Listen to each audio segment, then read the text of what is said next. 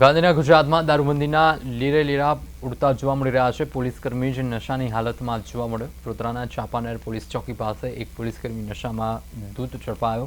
પૂર્વ વડોદરામાં ટ્રાફિક શાખામાં ફરજ બજાવતા એક હેડ કોન્સ્ટેબલે લોકો સાથે દલીલ કરી અપશબ્દો કહ્યા, જે બાદ પોલીસ કર્મચારીને તાત્કાલિક પોલીસ સ્ટેશન લઈ જવામાં આવ્યો હતો। ત્યારે સમગ્ર ઘટનાનો વિડીયો સોશિયલ મીડિયા પર વાયરલ થઈ રહ્યો છે।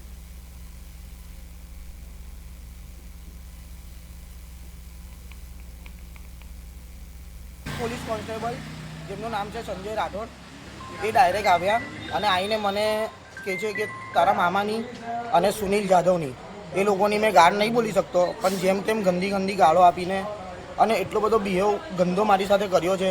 ફૂલ પીધેલી હાલતમાં આવ્યા હતા અને મેં એમને કીધું, મેં સાહેબ જે બી હોય ગાળો ના આપશો, તમારે શું થયું છે શું નહીં મને ખ્યાલ નથી, પણ તમને એવું હોય તો હું મારા મામાને અને સુનિલ જાધવને બોલાવી લઉં છું અને એમની સાથે તમને જે કંઈ વાત કરવી હોય તે બેસીને તમે વાત કરી લો, મને એ વસ્તુનું ખબર નથી।